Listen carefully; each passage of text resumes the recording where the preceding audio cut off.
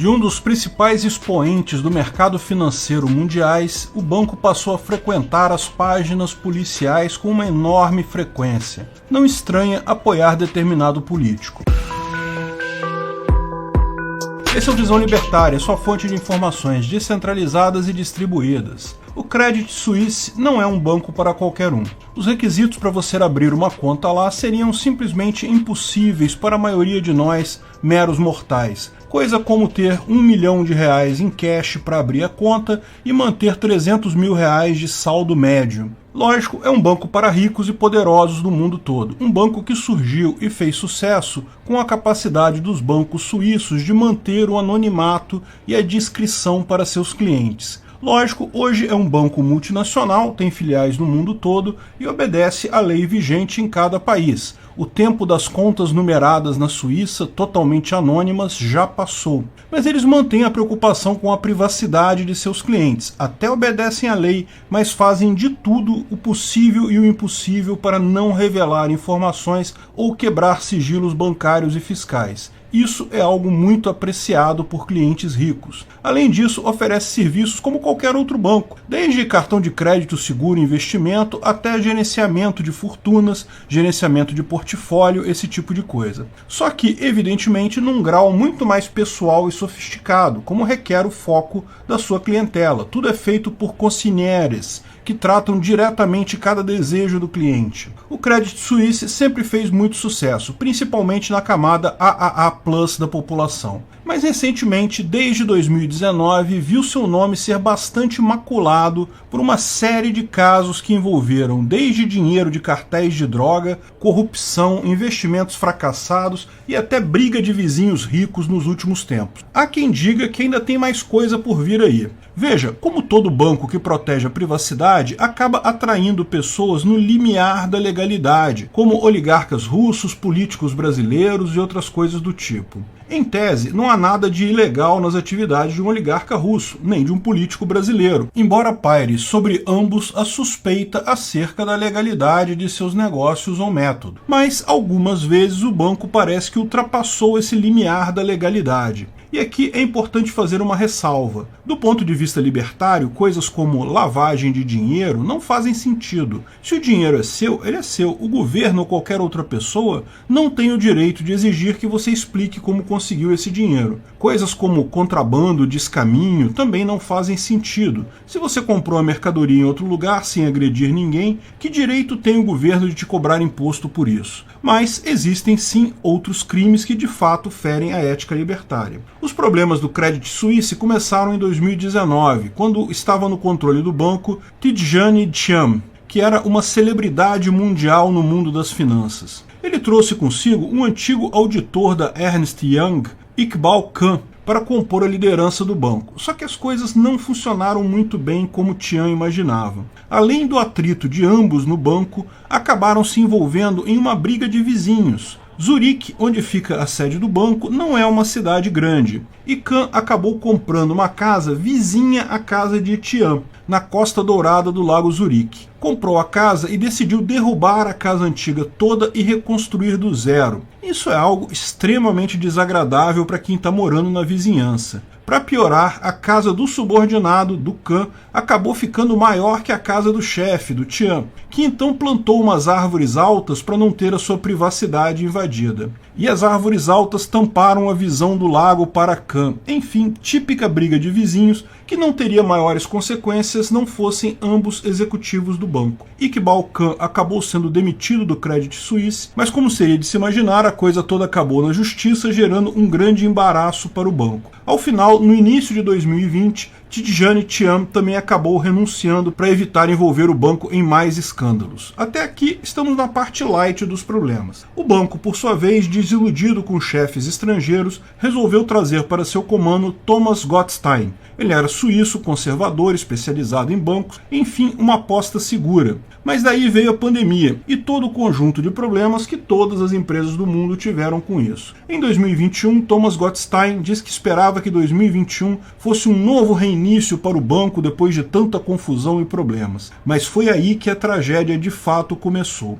Em março de 2021 veio o escândalo do Greensill. O Greensill era um conjunto de fundos focados em uma cadeia de suprimento, que prometia rendimentos muito altos no mundo todo. O Credit Suisse vinha convencendo seus principais clientes a investir nesse fundo, já fazia algum tempo. Mas lembra que uma das coisas que a pandemia causou foi um caos nas cadeias de suprimento mundiais. Mas não era só isso, o Greensill também estava fortemente ligado ao SoftBank, um fundo especulativo japonês, e também a uma figura controversa do mercado de capitais, Sanjeev Gupta. Quando os fundos começaram a fazer água por conta da pandemia, o que foram investigar, verificaram que vários desses fundos estavam ligados a atividades ilícitas, especulativas e até a esquema de pirâmide. O Greensill era basicamente um grande golpe. Os clientes do banco investiram, aconselhados pelo banco, 10 bilhões de dólares e foram comunicados em março de 2021 que, olha só, o dinheiro virou pó.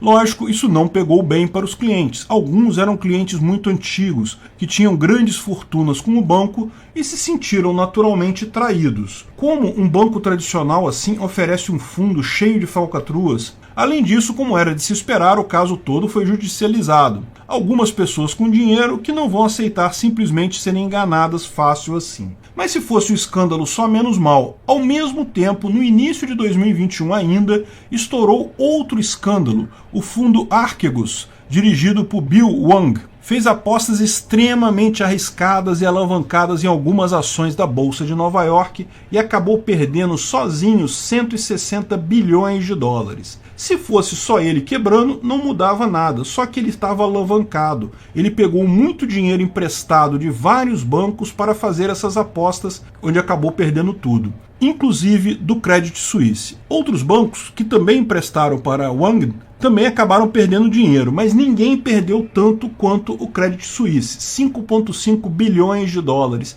em empréstimos que eles nunca vão ver esse dinheiro de novo. E novamente levantou a questão, a área de risco do banco não percebeu o problema? Emprestar para alguém assim tão alavancado deveria soar alertas. Neste caso não havia necessariamente fraude, mas ainda assim um escândalo para o banco que vende segurança. As ações despencaram, clientes novamente judicializaram suas perdas, descobriu-se depois que quem autorizou o crédito no banco era um amigo e queria agradar Wang, um escândalo enorme. Isso jogou o banco em uma espiral de problemas, o balanço muito abaixo do esperado, os investidores temerosos de colocar mais dinheiro no banco, que agora precisava de capital para suprir essas perdas. Com tantos erros, o presidente foi novamente demitido e contrataram um antigo presidente do Lloyds Bank da Inglaterra, o português Antônio Horta Osório. Esperava-se que ele pudesse trazer um pouco da cultura de aversão ao risco, tão necessária para corrigir as práticas do Credit Suisse. Mas Arro, como é conhecido no mercado, não durou muito tempo.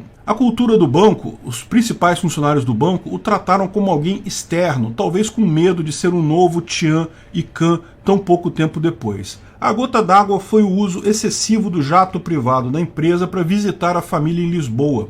Acabou sendo demitido no início de 2022. Mas os escândalos não paravam. Um caso que vinha desde a gestão do Tian, chamados títulos de atum, em que uma subsidiária do banco atuou junto a uma empresa intermediária e a um banco russo, BTB, para a venda de 3 bilhões de títulos de Moçambique. Os títulos foram emitidos para o país criar uma frota anfíbia militar para proteger a indústria pesqueira de atum do país, só que uma parte significativa desse dinheiro acabou na mão de políticos corruptos, parceiros envolvidos no negócio, intermediários e o banco russo. No final, o caso foi descoberto e o país está processando todo mundo, inclusive o Credit Suisse. O caso está judicializado e, além do nome do banco ser jogado no lixo junto com um monte de corrupto, vai ter que pagar milhões de dólares em compensação pela corrupção. Esse caso veio à tona no final de 2021 e no início de 2022 mais problemas. Dessa vez um problema mais antigo que aconteceu entre 2004 e 2007. Um antigo lutador de boxe búlgaro, cliente do banco, foi acusado de possuir uma rede de tráfico de cocaína na Bulgária e de usar sua conta pessoal no banco para financiar o negócio. Mas aparentemente a fama dele já era significativa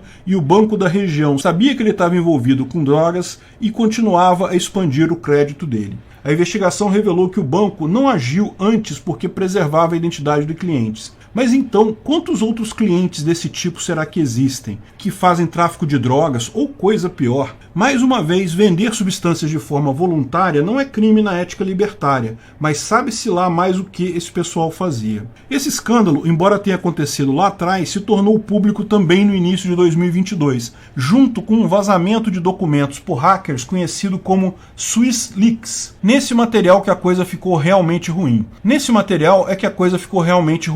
Mostrou que o banco não tinha clientes de idoneidade questionável, mas ativamente os procurava, visto que considerava serem ativos de valor. Aceitavam pagar muito caro pela discrição do banco e a promessa de anonimato. Organizações criminosas, políticos corruptos, oligarcas russos, pessoas acusadas de tráfico de pessoas, enfim, não eram apenas clientes casuais do banco, eram ativamente buscados pelo banco. Cerca de 10% das contas do banco foram fechadas depois de mais esse escândalo, por serem ligadas a negócios suspeitos. E olha, estamos falando aqui só de parte desses escândalos que estouraram de 2019 para cá. Teve mais do que isso. O banco contratou outro suíço, Axel Lehmann, para ser o presidente do banco, e ele é claro em explicar que a situação do banco não é boa. A série de escândalos abalou não apenas as finanças do banco, mas principalmente a credibilidade dele. Clientes estão receosos sobre o futuro do banco, mesmo ele sendo uma instituição centenária. E com vários escândalos na primeira metade do ano, o que esperar da segunda metade do ano de 2022, não é? O fato é que tudo isso mostra que o banco não apenas aturava figuras questionáveis eticamente, ele buscava ativamente esse tipo de cliente. Aqui no Brasil, o Credit Suisse já disse que acha que determinado candidato vai ganhar a eleição desse ano e já faz planos para apoiar esse candidato específico na corrida eleitoral de 2022. Sabendo do envolvimento do banco com tráfico de drogas, corrupção, máfias e negócios escusos, qual candidato você acha que é o candidato do Credit Suisse? Não fale o nome dele alto, pode ser que o pessoal do STF não goste. Obrigado pela audiência.